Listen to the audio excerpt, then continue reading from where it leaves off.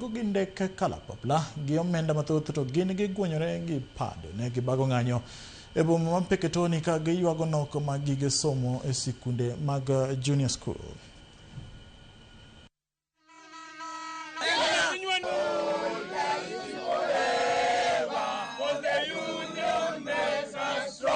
Na tunataka kusema kwamba mambo mawili. La kwanza, internship is illegal.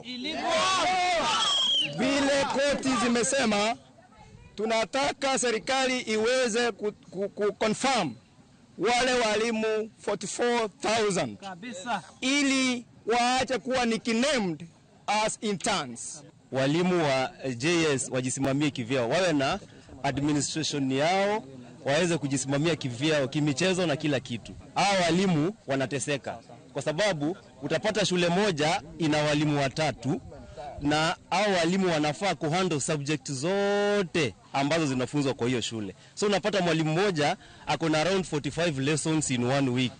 Sasa unashangaa hii 45 lessons kwa wiki moja, huyu mwalimu si atakufa.